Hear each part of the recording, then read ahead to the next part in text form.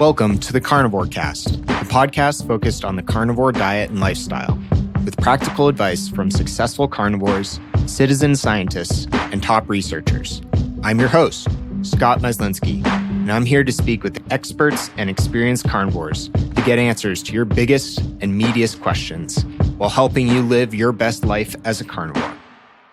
If you enjoy the show, please consider supporting the Carnivore Cast on Patreon. By becoming a patron, you'll help us reach more people and continue to create content on carnivore. There are also exclusive perks available, such as private Q&As, consultations with me, and more. Become a supporter at patreon.com/carnivorecast. Check the episode description for the link. Thank you, and I'll see you there. Ashley Noelle Richardson is a healthy 39-year-old massage therapist and a 3+ year carnivore. She coaches part-time with MeatRx as well, and she's very grateful for that. The Carnivore Lifestyle gives her a new lease on life. By the age of 24, she was a suicidal child abuse survivor with many health issues that her doctors couldn't help her overcome. She had been in talk therapy since age 7 and tried numerous medications for depression. She had acne, a chronically bloated belly, and was constantly troubled in mind and spirit. Her health declined even further as she developed insulin resistance and cavities on a vegan diet. As a carnivore, she reports a drastically improved self-esteem, that she's healed chronic acne, improved her energy and mood, and finally controlled a 27-year battle with IBS. Wow, that is amazing. Welcome to the show, Ashley. Thank you. Thanks, Scott. It's great to be with you today. Yeah. So tell us a little bit about your past and how you got to focusing on your mental and physical health. Yeah, sure. Thanks. I love your podcast, by the way. You asked some really great questions. And thank you. Yeah, absolutely. So to start off with, I was born into a family like a lot of us were at a very young age. My parents split, they divorced. And to be honest with you, as I get older, I understand more and more about the health of my mother just previous to her pregnancy. And I think that's a huge aspect of what sets us up to either have a robust immune system or kind of a weak, immune system as we grow older. And my situation with my mother was that she had some really poor nutritional, behaviors. And I just don't think that she was set up well to have her second child. And I was born during a lot of turmoil in the family system. And by the time I was about 5 years old, we were engaged in our second kind of family. My mom remarried somebody, and that person was actually not a very good or safe person.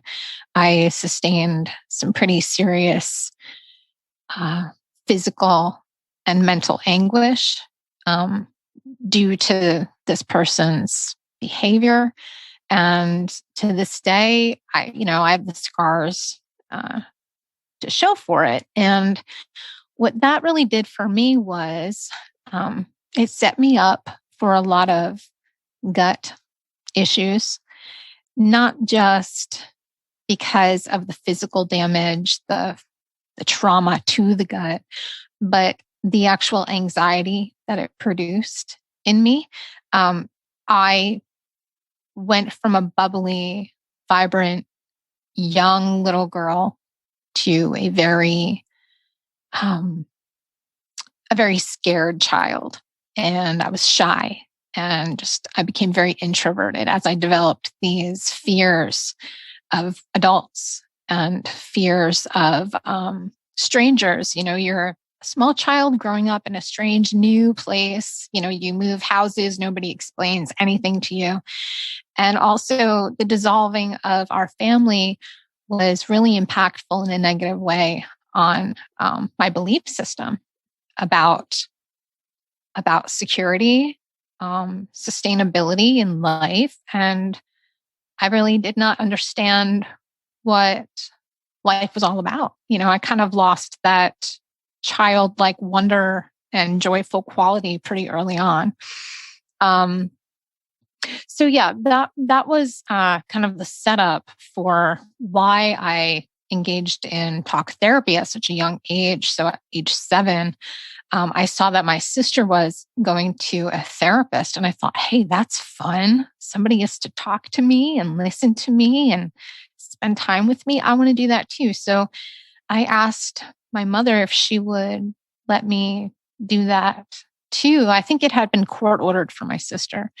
But yeah, so I entered that kind of culture of sharing and being open and being invited to do play therapy and things like that by a psychologist. And it was really life-changing. So that kind of opened up a part of me at a very young age to be okay with the fact that I had some emotional experiences that I wanted to talk about. And but however, in talk therapy with children, they don't really promote talking about the trauma, because you can re-traumatize a child, you can confuse a child. Children don't really understand sexual or physical violence against them or psychological violence against them. They barely understand these things because they barely remember these things. Sorry, I'm getting a little background noise. So basically, you're good. Okay. Sorry. So basically, so my family went through another revamping when my dad married his second wife. So that became an entirely new paradigm for my psyche to wrap itself around. This addition to our family brought in new rules and new people and all sorts of things. And I quickly fell into a depression that prompted my new stepmother to quickly put me on medication. So at 12, I became dependent on medication that I understood was going to fix a chemical imbalance inside of my brain, because I was predisposed to this because my mother had been. So because they think that because you have depression in your family, you're predisposed to it, they're going to quickly put medication on your chart, give you the prescription, expect you to do it. But what's interesting is that coinciding with that new prescription for antidepressants were prescriptions for allergies and dry eye. And I was now newly lactose intolerant. So there was a whole cluster of symptoms that occurred at the same time once I started these medications. And I never forgot that. And I never forgot that I was very, very, curious as to why they would assume that I just needed medication when I was well aware through talk therapy that there was so much change going on in my life that, understandably so, you would have a dysregulation of mood. And it was confusing to boot, having parents who promoted talk therapy, but then at the same time disregarded the depth at which I was capable of explaining and exploring the causes for these things. So that felt very negligent on both of their parts, on all of their parts. So at this point, what I've realized is when parents try to bypass responsibility for the turmoil they're causing and the chaos that they're imparting on these children's lives, they're teaching their children that it's okay to do that. And then we internalize that. And then we kind of deny all the logical steps that can explain our sense of despair and depression and confusion.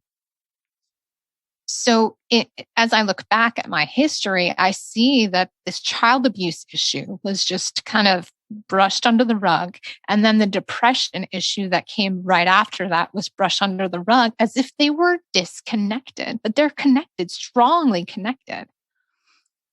Because before we're the age of 5, all of those childhood experiences, they kind of shape how we see the world and how we see ourselves. We're actually developing a very a healthy kind of narcissism that needs to be deconstructed at a certain point. But about age 5 is when you have your footing, like when you're stepping away from the nest and you're able to meet the world head on, and you're like, oh God, I'm different. I'm different from other people. The world is not me and I am not the world. And so having all of these violations occur and all this brokenness occur before the age of 5 for me, I think predisposed my brain to chemical cycles of sadness and lack of joy. So, so that's kind of like the emotional sequence that took place right before I became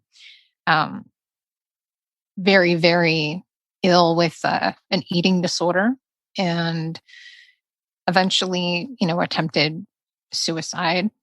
And luckily, it's a great blessing to have survived that. But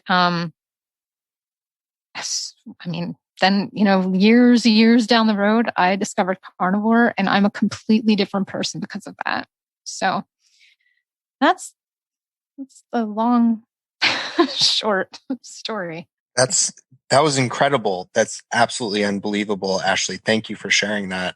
I can't imagine how tough many parts of your life have been, but really appreciate you being vulnerable and sharing with people. I think your perspectives are really profound about the impact that parents can have on a child. And I find it hard because I think, just to be vulnerable myself, I think there are ways in which my parents, nowhere near the extent which it was done for you, but ways in which my parents, said certain things to me, or, suppress talking openly about certain emotions or certain behaviors, had an effect on me later in life. And that's only like a very minor case. I had a very healthy, happy upbringing.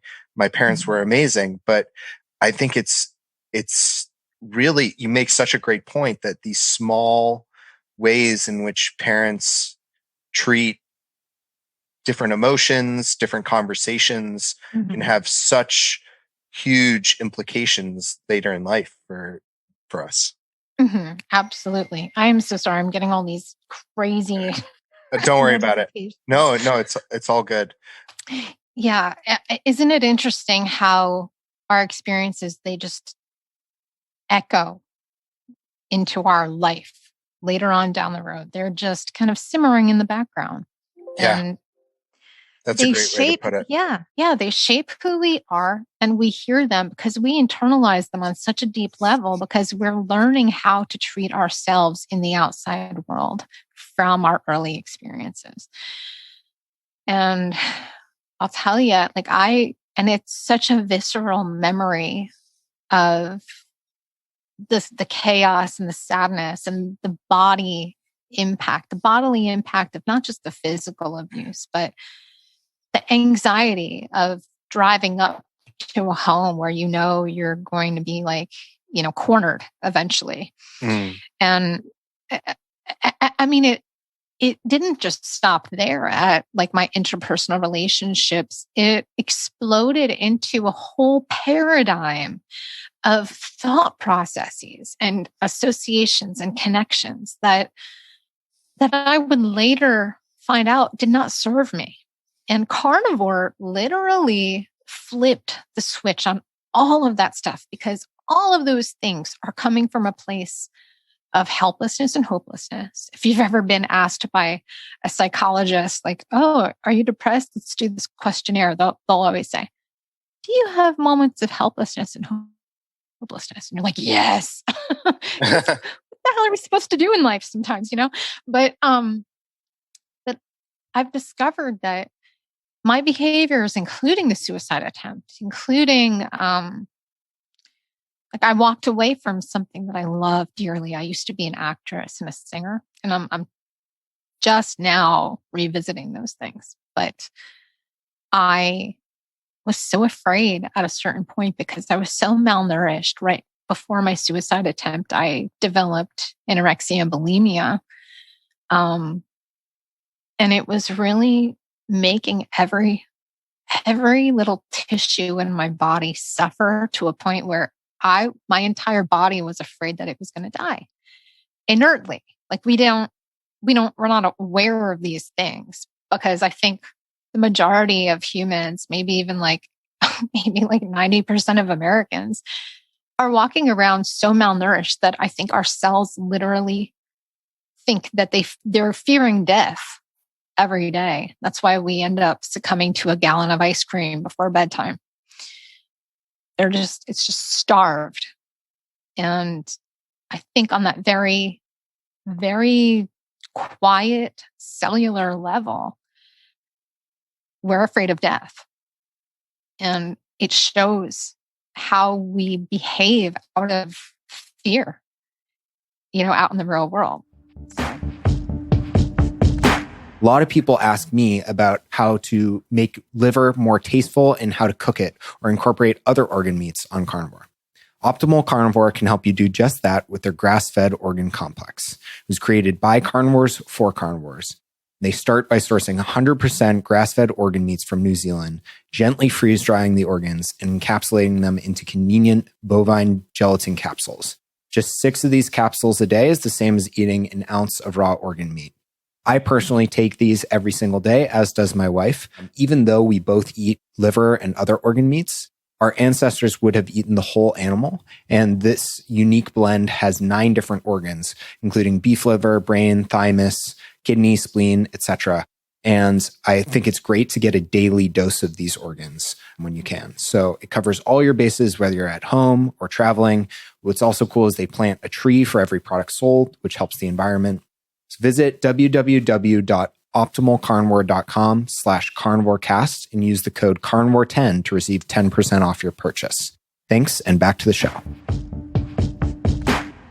I'm amazed just at your resilience and persistence, Ashley, and your ability to pick yourself up and like not be embittered and feel like you've been dealt a horrible hand. Like I see you thriving in many ways, and you talk about gratitude. Like how did you ditch the mentality of victimhood? Because it can be so easy and so natural to fall into that in your situation. Like how did you overcome it and adopt a different mindset about it?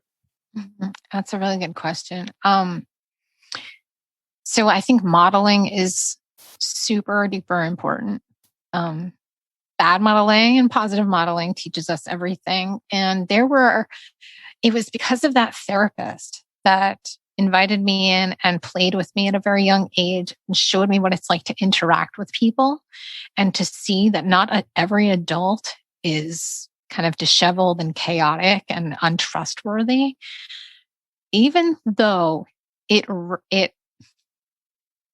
prompted such anxiety in me in the beginning for many years, people who were like capable and people who were admirable and people that I admired scared the living crap out of me. It scared me to even want to desire a close bond with them because of the fear of rejection or the fear of abuse or the fear of somebody turning on you. I literally had to take my perspective and open it to eventually become potentially in my future one of those people. I had to imagine that maybe one day I can enable a broken child to see themselves as potentially healed. And it's that hope that I saw in my surroundings. I couldn't do that in a vacuum. I couldn't just imagine that myself. I think my mom, even though she's not in my life and I cannot have her in my life, I thank her for that experience of introducing me to therapy, because it showed me possibility. So whenever we see something that's beautiful, if we're only exposed to the dark and the mean and the angry and the hurting, we're going to develop an anger around that. We're going to develop a resistance around that. So honestly, knowing that good people do exist and that they touched me in a point, like in my heart, that, oh, I desire that. I desire closeness. That's why I don't like it sometimes. That's why it makes me angry and anxious. Being able to be with those negative things and question those things and be the observer of those things. Eckhart Tolle talks about this. Louise Hay, another wonderful mentor. Indirectly, I've never met her, but even Oprah Winfrey, like all of these people who were outreaching to audiences who felt hopeless and helpless, people who were giving hope to people, did keep that in some way, like on the back burner simmering, so that when I was ready, it could like come forward. And there was always this belief in the back of my mind that I am a good person. I'm a good person. I just don't know what to do. And it was literally in the image in the mirror so often. I would wake up and I would say, I'm a good person. But then I would go to the mirror and I wouldn't see this beautiful, happy person. I would see somebody with acne all over her face. I would see somebody who was exhausted. The bloated belly made me feel hopeless and sick to my stomach. And that image, those images of the internal hurt child on the outside, prevented me from being able to break free of that. It didn't matter like how much inner work I did. It really didn't, because I didn't see it on the outside. I know a lot of people say, oh, if you believe you're beautiful on the inside, it'll project itself on the outside. Well, it wasn't doing that. And I pursued veganism because I thought that's what it was going to do for me. I thought that, if I do good things and if I treat animals the way I wish that I had been treated as a child, then that will translate into my physical image. But that's all, it's bogus. That's really interesting. And I guess, talk about carnivore. How did that enter the picture and how did that change things for you? So it was kind of a hurtful endeavor. I had started pursuing health coaching in 2013 because I found that I had a lot of energy on like a fruit-based vegan diet. And every once in a while I would eat meat and I would feel really bad about myself and stuff. But I wanted to help other people see the beauty in the food they eat so that they could feel beauty on the inside and then project that on the outside and disregard whatever their skin was doing, whatever their genetic predisposition was doing. And I met somebody who was very, very critical. And I was being pursued by them like romantically. And then when we met in person, he was so put off by my acne and by my body that he began criticizing me. And because I had a touch of codependency at that time, I just internalized that. And for several years, I was very angry. But I pursued keto because I understood that I was showing symptomology of prediabetes. And I was unable to donate blood because I was obviously anemic from not eating red meat anymore. And so I was doing keto and I was still inflamed. I still had acne. I still had cravings. I mean, I was doing well, but I was taking exogenous ketones, which were helping me. But I was like, this is expensive. This is like not natural. I just feel weird.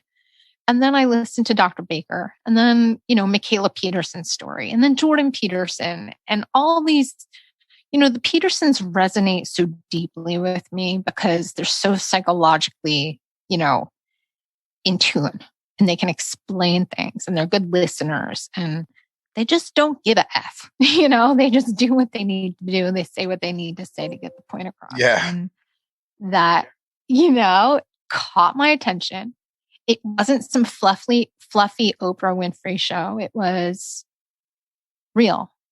And I'm also kind of like a ethereal artist kind of type person. So I love the imagery that Jordan mentions. And he uses examples like these allegorical,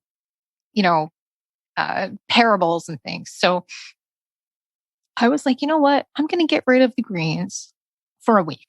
I'm just going to see like if maybe I can have a miracle breakthrough. And,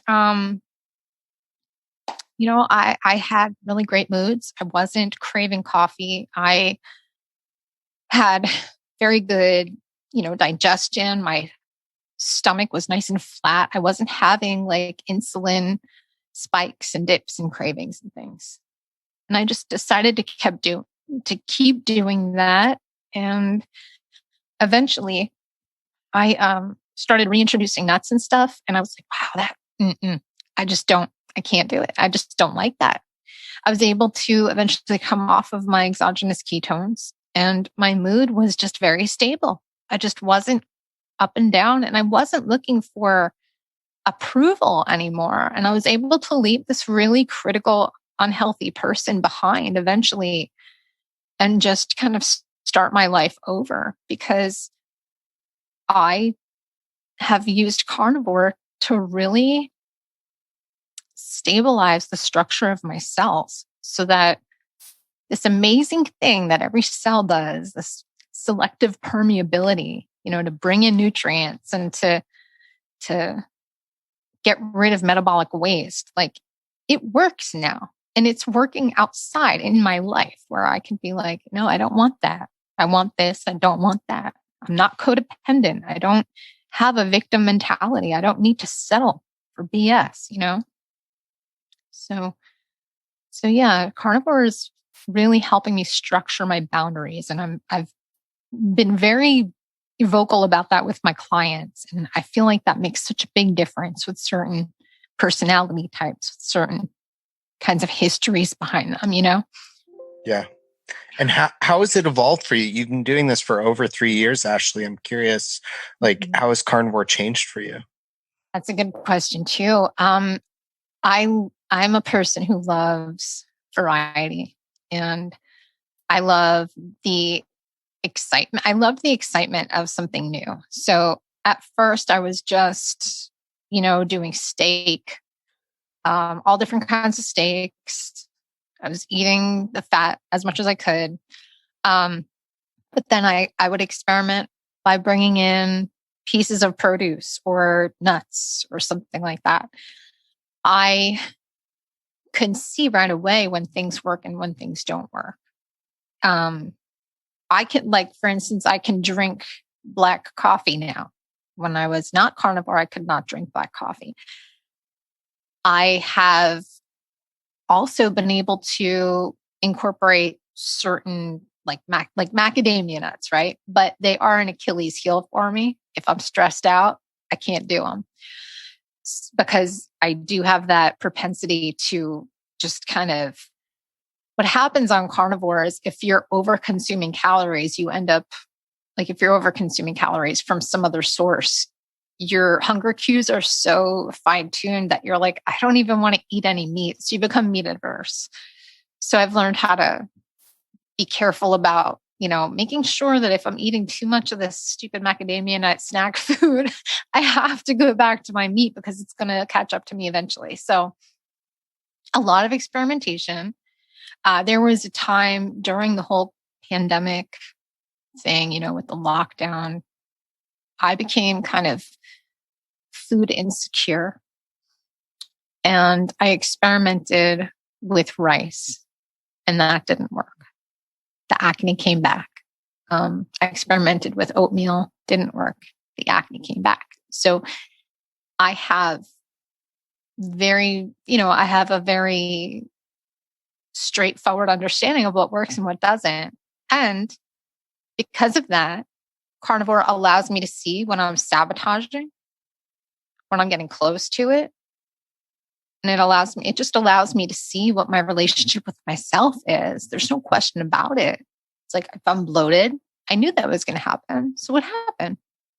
I sabotaged. Okay, we're going to stop that. It's just the way I am, I also want to mention that caring to get a second opinion on something that you feel like is misdiagnosed is so important, because I was diagnosed bipolar when I was 12. But as I explained earlier, I believe it was circumstantial and a lack of adequate, caregiving and coping strategies. So when I after I recovered from my suicide attempt, I went back to the hospital and I said, listen, I want to talk to the director. I want you to give me a second chance. I want you to test me again, because I think I know what I have, and I want to see if you guys agree. And she goes, okay, what do you think you have? Because we could just not even test you. Let's just talk about it. I was like, okay, that's a step. I was like, I think that I just have CPTSD. And she was like, I think you're right. So it became an understanding that, this occurred in me because of events that were out of my control. And if I can rebound from that, even if I have to rebound from that for the rest of my life, that's okay with me, because I deserve a better life. And that's that. That's amazing. Your growth mindset, Ashley, is what I admire most throughout all of this. Like, just being able to say that simple thing to yourself, like, this is where I am, but I can improve. I'm on a journey. It's so powerful. Yeah, it's a really hopeful mindset. I think it's more gentle than a couple of the approaches I've taken in the past. Thank you. And talk about coaching. What has that been like for you? What do you enjoy about it? What's difficult? What approach do you like to take with your clients? Sure. Yeah. So coaching, as you know, I started coaching in 2013, but with carnivore, it's like, wow, I have a real result driven mindset with coaching because of my history. I tend to relate very well to people who have trauma in their past. So I really understand the temptation of calling yourself a thing, categorizing yourself, putting yourself in a box, limiting yourself.